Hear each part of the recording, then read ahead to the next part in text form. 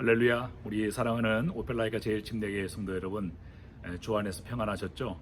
네, 오늘은 좀 화면이 좀 칙칙할 거예요. 왜냐하면 지금 야외 날씨가 좀 흐리고요. 그리고 제가 그동안 이 동영상을 위해서 사용하던 프로그램이 오늘 좀 문제가 있어서 지금 그 휴대폰 카메라를 그대로 이제 쓰고 있거든요. 그래서 약간 화질이 좀 떨어지는 그런 부분이 있습니다. 그렇지만 뭐 전혀 내용에는 아무런 문제가 없을 테니까, 자, 오늘 또 일일 성경 특강 함께 가보도록 하겠습니다. 자, 오늘은 이 신약 성경 이 서신서 가운데 공동 서신에 해당되는, 지금까지 우리가 살펴봤던 히브리서, 야고보서, 또 이런 책들이 다 공동 서신이었죠. 또 오늘 우리가 살펴보는 이 베드로전서, 그리고 다음 주에 우리가 함께 다루게 될 베드로후서, 이 책들도 공동 서신에 해당이 되는 그러한 내용들입니다. 이 베드로전서는요, 특별히 전체적인 내용이 성도들이 이 땅에서 당하는 핍박과 고난을 주제로 다루고 있습니다. 전체 5장으로 되어 있는데 그 가운데 이 고난에 대해서 집중적으로 다루고 있는 부분이 4장이죠. 잠시 후에 제가 그 내용을 개관해 드리면서 자세하게 설명을 해드리겠지만, 신약에 있는 그 모든 책들보다 이 베드로전서에서 고난에 대한 내용들을 집중적으로 다루고 있기 때문에, 그래서 이 베드로전서는 신약의 욥기서다 이렇게 불리기도 합니다. 여러분, 구약의 고난의 대명사 그러면 우리는 욥기를 생각할 수가 있죠. 그래서 고난에 대해서 가장 많이 다루고 있는 책이다 그래서 별명을 그렇게 붙여 놓았습니다. 자, 이 베드로전서가 쓰여진 그런 역사적인 배경을 제가 먼저 설명을 드리면, 지금 이 베드로전서는 베드로가 쓴 것이죠. 사도 베드로, 예수님의 수제자 베드로가 성도들에게 쓴 서신인데, 당시에 이때 이 상황에 그 교회가 어떤 그 처지에 놓여 있었냐면, 로마로부터 아주 심한 그런 박해를 받고 있는 그런 때였습니다. 많은 사람들이 그리스도인에 대해서 혐오하고 또 기독교에 대해서 적개심을 품고 있었던 바로 그러한 때였죠. 그런데 지금도 그런 고난을 당하고 있을 뿐만 아니라 앞으로 더 큰 박해가 예상이 되고 있었습니다. 그것은 다름 아닌 네로 황제로 인해서 그리스도인들이 당하게 될 그런 핍박인데요. 그런 큰 환란이 다가온다는 그런 소식을 베드로가 듣고 당시의 교회와 성도들을 걱정을 한 것입니다. 그래서 로마에서 이 성도들을 향해서 편지를 쓴 것이죠.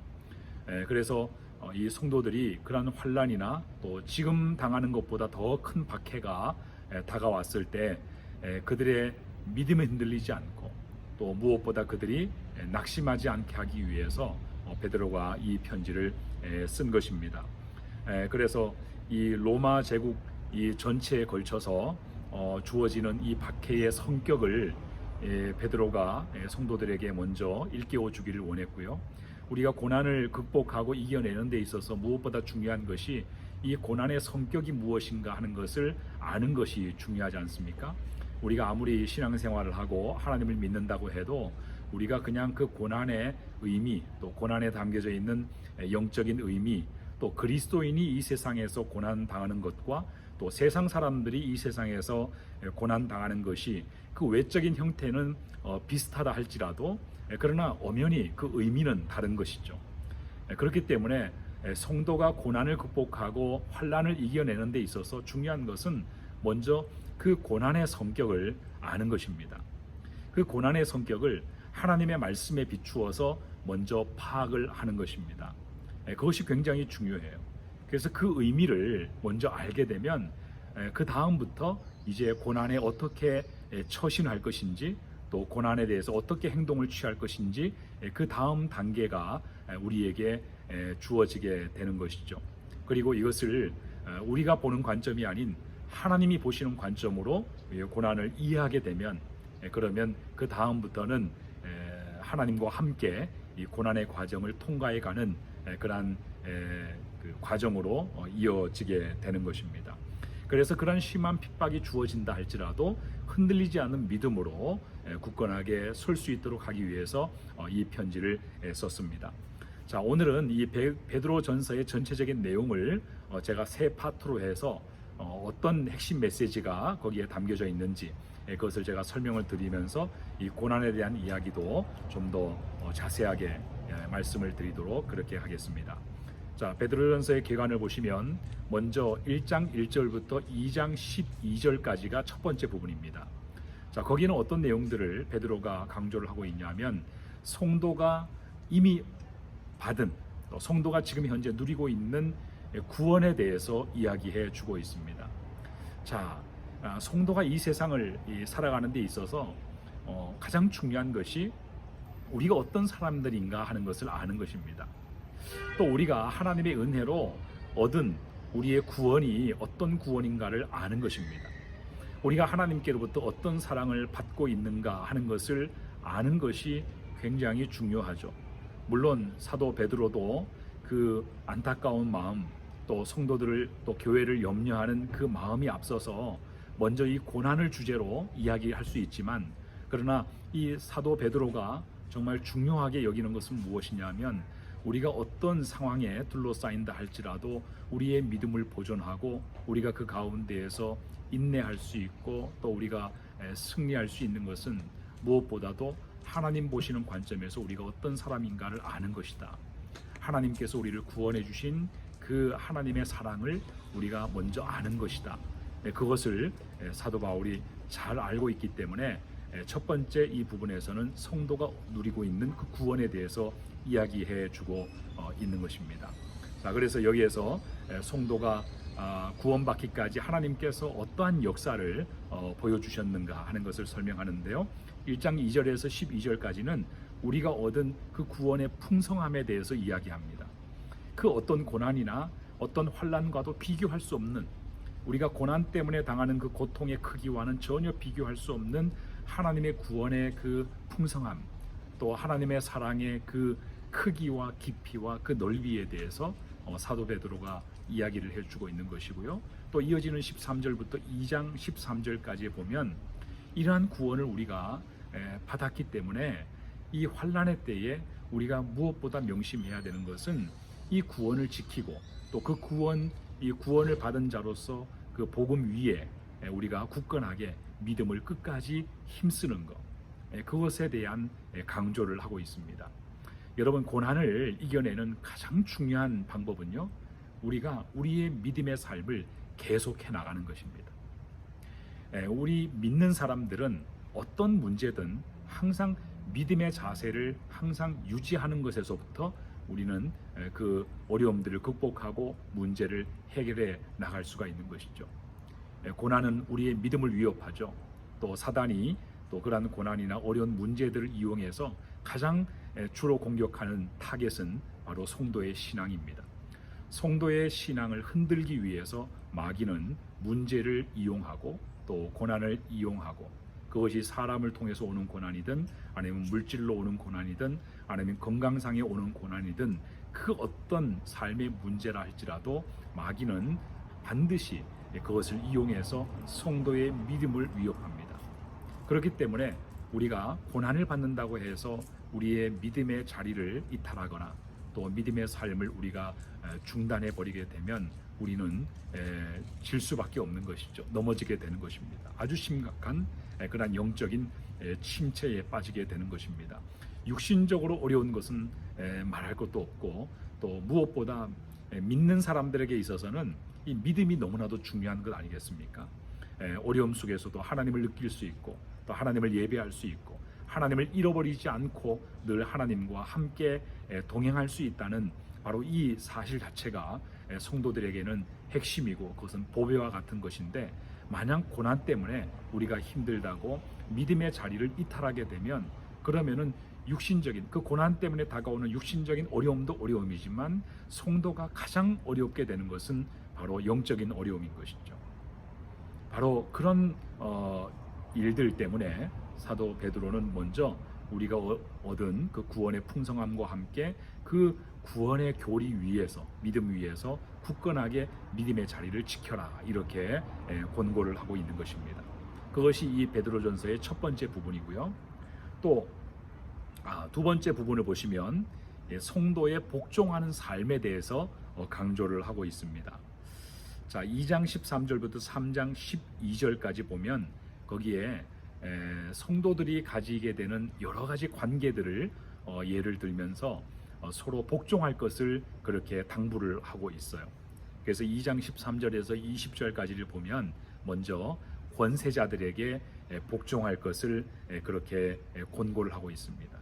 지금으로 얘기하면 국가, 하나님이 세우신 권위, 그 권위에 복종하라, 그렇게 말하고 있죠. 여러분, 지금 이 편지를 받는 성도들이 어디에서 살고 있습니까? 또 그들에게 핍박을 가하는 대상이 누구입니까? 바로 로마의 권세자이죠. 로마라고 하는 그 나라로 인해서 지금 성도가 핍박을 받고 있습니다.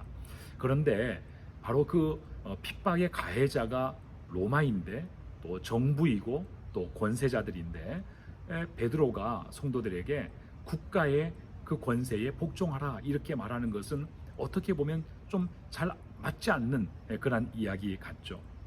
그런데 이것은 굉장히 중요합니다. 물론 기독교 신앙을 심하게 훼손하고 또 우리가 타협할 수 없는 신앙의 본질을 위협하는 그런 정책이나 그런 어떤 방향으로 이 국가의 방향이 흘러갈 때는 우리 성도들은, 또 교회는 절대로 타협해서는 안 되죠. 그런 신앙의 본질과 우리는 반드시 맞서 싸워야만 됩니다. 그렇지만 그러한 핍박이 가해지는 가운데에서도 그 나라의 시민으로서 요구되는 그러한 태도가 있죠. 또 그런 모든 것이 다 핍박이 아니라 한 나라의 시민으로서 이행해야 될 그러한 의무들, 그런 것들이 있습니다. 법이라든지 어떤 규율이라든지 어떤 사회적인 약속이 있죠. 그런 것들을 이야기하는 겁니다. 로마로 인해서 핍박을 받는다고 해서, 로마가 밉다고 해서, 그렇다고 해서 그 나라의 시민으로서의 그러한 성실하고 올바른 그러한 태도를 내려놓지 말라라고 하는 것입니다. 그것조차도 포기하지 말라는 것입니다. 만약에 그렇게 하게 되면 복음이 믿지 않는 자들에게 전파되는 데에 결정적인 장애가 되고, 그러나 그 정반대로 그런 박해를 받는 상황 속에서도 성도가 시민으로서의 그러한 건강한 의식을 가지고 법을 지키고 또 국가의 어떤 그러한 법과 질서를 잘 모범적으로 따르게 되면 그것이 오히려 세상 사람들에게 간증거리가 되고 하나님을 믿는 자로서의 빛과 소금이 된다는 그런 차원에서 그 핍박을 받는 중에라도 국가의 권세에 복종하라, 그렇게 권면을 하고 있는 것입니다. 그리고 3장 1절에서 7절을 보시면 결혼 관계에 있어서, 그러니까 남편과 아내, 그리고 또 자녀와 이 부모와의 관계에 있어서 서로 복종해야 하는 것을 강조를 하고 있습니다. 이 부분은 지난번 우리가 가정의 달 주일 설교 시리즈를 하면서 제가 아주 많이 강조를 해드렸기 때문에 간단하게 설명을 드리면, 우리가 그 내용을 에베소서에서 보았죠. 에베소서 4장 21절을 보면 그리스도를 경외함으로 서로 피차 복종하라, 그렇게 명제를 제시하고, 또 이어지는 내용 22절부터 33절까지의 내용을 보시면 아내가 남편에게, 또 남편이 아내에게, 또 자녀가 부모에게, 또 부모가 자녀에게 그렇게 서로 복종하는 관계를 추구해야 된다, 그렇게 말씀하고 있는 것을 우리가 보았습니다. 자, 아내가 남편에게 복종하는 것 어떻게 하라고 했습니까? 교회가 그리스도에게 복종하듯이 그렇게 해야 된다. 이 복종의 관계를 교회와 또 그리스도의 관계를 들어서 설명을 했습니다. 그런가 하면 남편은 아내를 어떻게 하라 그랬습니까? 그리스도께서 교회를 사랑하신 것 같이, 자기의 몸을 내어주시기까지 교회를 사랑하신 것 같이 사랑하라, 그렇게 말했죠. 아내가 남편에게 복종하라고 되어 있고, 또 남편은 아내를 사랑하라, 이렇게 되어 있기 때문에 사랑하는 것은 복종이 아니다, 이렇게 생각하실 분들이 계시겠지만 이것 역시 복종이에요. 사랑의 복종입니다. 복종하는 방식을 이야기하고 있는 것이죠. 그래서 남편도 아내에게, 또 아내도 남편에게 서로 복종하는 관계를 가져야만 된다. 여러분, 왜 갑자기 이 가정에 대한 이야기를 할까요? 갑자기 이게 남편과 아내와의 관계를 이야기하는 것일까요?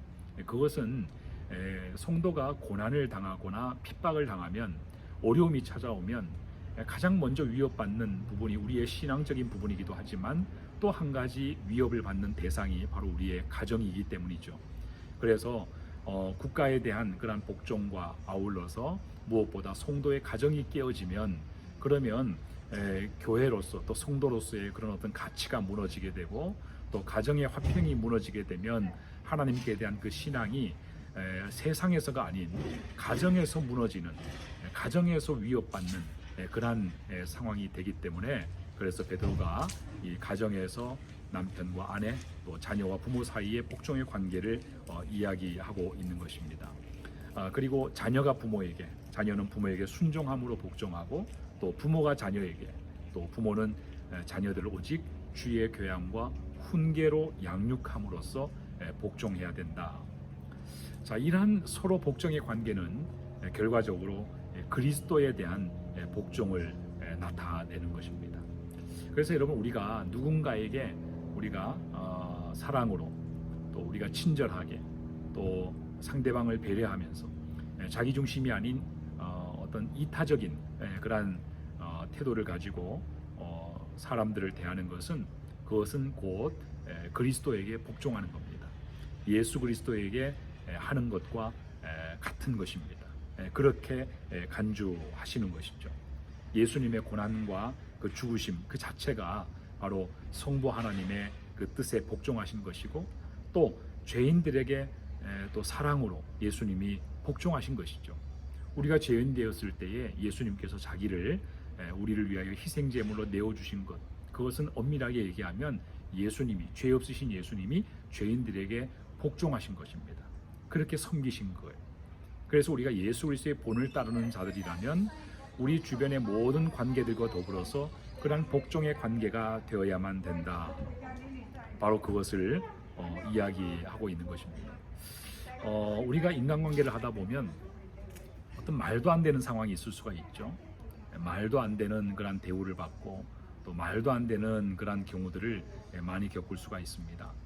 그러나 그런 경우일지라도 우리는 그리스도에게 복종하는 마음으로 서로에게 복종하는 그러한 태도, 또 그래서 서로를 받고 또 서로에게 종노릇하는 그러한 마음으로 섬길 수 있어야만 됩니다. 사랑할 만해서 사랑하는 것이 아니라 사랑할 수 없는 상황에서도 사랑할 수 있어야만 되고 섬길 수가 있어야만 됩니다. 왜냐하면 예수님의 그 섬김과 복종이 말이 안 되는 복종이었거든요. 예수님은 죄가 없으셨고, 또 우리는 여전히 우리 자신의 죄를 망각하고 계속해서 거역하고, 예수님이 이미 우리 죄를 대신하여 십자가 위에서 그 값을 대신 치러 주셨음에도 불구하고 여전히 우리는 인간은 하나님께 복종을 하지 않는 그런 불순종과 거역의 삶을 우리가 반복해서 살고 있지 않습니까? 그러나 그럼에도 불구하고 지금 이 순간에도 저와 여러분에게 하나님도 복종하고 계시는 거예요. 어떻게요? 사랑으로서, 인내하심으로써, 또 우리의 기회를 끊임없이 부여하시고, 또 우리를 끝까지 책임져 주심으로써 하나님도 우리에게 말도 안 되는 그런 복종을 하고 계시는 것입니다. 바로 그것을 기억하라는 것입니다. 예수님께서, 하나님이 우리에게 보여주신 그 사랑과 은혜를 기억하고 그렇게 서로 모든 관계에 복종을 해야만 됩니다. 이러한 복종의 관계는 사람과 사람 사이의 어떤 이해 관계를 떠나서 그것은 우리가 그리스도의 본을 따르느냐 따르지 않느냐, 어떤 그러한 문제인 것이죠. 자, 이렇게 성도의 관계에 대한 복종의 문제를 다루고 있고, 그리고 마지막 부분 3장 13절에서 5장 14절까지의 내용을 보시면 이제 본격적으로 거기에 성도의 고난의 문제를 집중적으로 다루고 있습니다. 이 박해가 점점 더 이게 커지면 커질수록 성도가 믿음과 그들의 행동을 철저하게 지킬 것을 강조하면서 그때를 대비하라는 것입니다. 지금 당하는 그런 고통보다 더 큰 고통이 다가오기 때문에 지금 그것을 마음으로 준비하고 있어야 된다는 것이죠. 자, 성도가 고난을 당한다면 그것은 성도의 믿음 때문에 고난을 당하는 것이지 너희들이 죄가 많아서 악하기 때문에 너희들이 무언가를 잘못해서 고난을 당하는 것이 아니라고 베드로가 이야기를 해줍니다. 그걸로 위로를 하는 것이죠. 너희들이 잘못해서 하나님 앞에 징계받는 것이 아니야. 너희들의 믿음 때문에 예수님처럼 동일한 그 고난을 너희들이 받는 것이다 라고 이야기해 줍니다. 그래서 3장 17절을 보시면 이렇게 이야기합니다. 선을 행함으로 고난받는 것이 하나님의 뜻일진데 악을 행함으로 고난받는 것보다 나으니라. 여러분, 우리가 고난에 대해서 정의할 때, 특히 이 믿음의 고난, 성도의 고난을 정의할 때 우리가 분간해야 될 것이 있는데요. 이것이 과연 내 믿음 때문에 내가 하나님 앞에서 또 이 악한 세상에서 믿음을 지키려고 하기 때문에 오는 그 믿음의 고난이냐, 아니면 내 죄 때문에, 내 잘못 때문에 그 결과로 내가 당하는 고난이냐, 이것을 우리가 구분하는 것은 되게 중요합니다. 만약 우리가 우리의 잘못과 우리의 죄 때문에 겪는 고난이라면 우리는 자신을 돌아보고 말씀 앞에서 하나님 앞에 회개하고 우리 자신의 삶을 바로 잡아야만 되는 것이죠. 그런데 제가 한간에 많은 이 성도들의 경우를 보면 본인의 실수로 또 본인의 어떤 잘못으로 어떤 고난이나 문제가 다가왔음에도 불구하고 그것을 자기 자신을 돌아보는 그런 겸손의 그런 기회로 삼지 않고 나는 잘못한 것이 없는데 이 모든 것을 다 믿음의 고난이라고 이게 치부하는 그런 모습들을 많이 보았습니다. 그렇지 않죠. 여기서 분명히 그 구분을 해주고 있지 않습니까? 선을 행함으로 고난받는 것, 그것은 믿음의 고난이고, 악을 행함으로 고난받는 것, 그것은 우리의 죄로 말미암는 고난이죠. 우리는 믿음으로 받는 그런 고난, 그런 고난을 우리는 사실 추구해야만 됩니다. 그런 고난은 피할 고난이 아닙니다.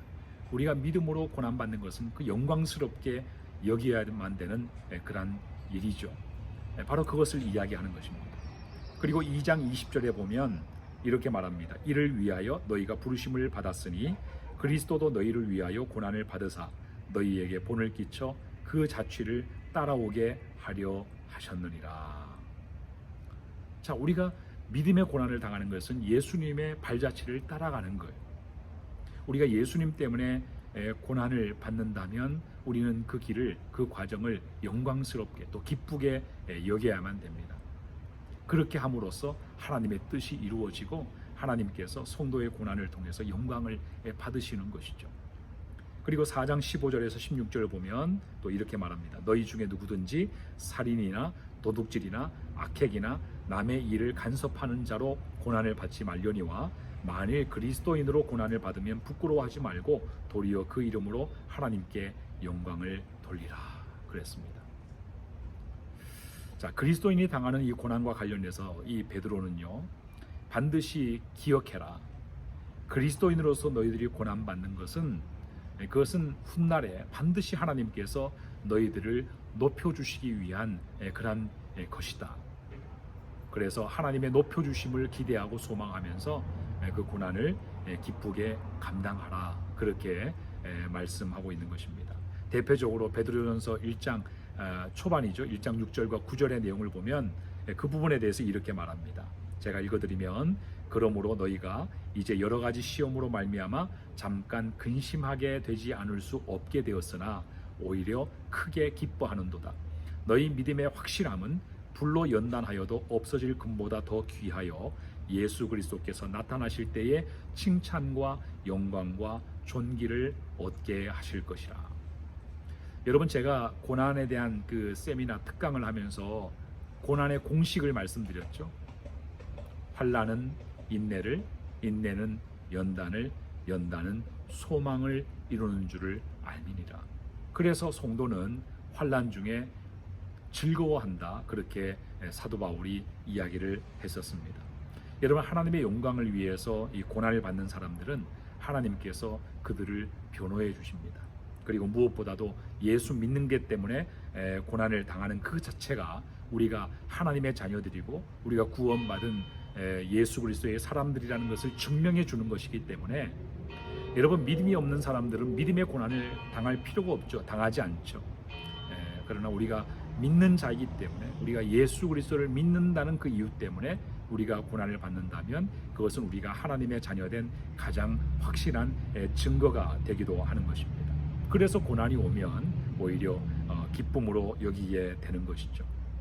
그러므로 이러한 믿음을 가진 자들은 환난의 때에도 변함없이 신실해야만 된다, 그렇게 이야기하고 있는 것입니다. 자, 이 점에 있어서 예수 그리스도의 부활 또 죽으심, 이 사건은 성도들에게 있어서 아주 중요한 본보기가 되죠. 성도가 고난의 과정을, 환난의 과정을 어떻게 통과해야만 되는가를 잘 보여주고 있는 그 본보기를 예수님께서 보여주셨습니다. 예수님의 죽으심이 있었기 때문에 부활의 영광으로 들어가셨습니다. 죽음이, 십자가가 있었기 때문에 부활이 있었죠. 하나님의 뜻을 따라 우리가 고난을 당하면 하나님께서 반드시 그렇게 부활의 영광으로 높여주시고 보상해 주신다는 그러한 약속을 예수님께서 몸으로 보여주신 것입니다. 그렇기 때문에 예수님을 믿고 따르는 우리들, 또 예수님과 연합한 우리들도 영광의, 하나님 나라의 영광을 우리가 더 크게 맛보고 그 가운데 더 큰 기쁨을 우리가 누릴 수 있기 전에 이 세상에서는 마땅히 고난을 당할 수밖에 없습니다. 우리에게 시련이 있을 수밖에 없습니다. 자, 이것은 우리가 올바른 믿음의 삶을 산다는 것을 전제로 했을 때 말씀드리는 것이죠.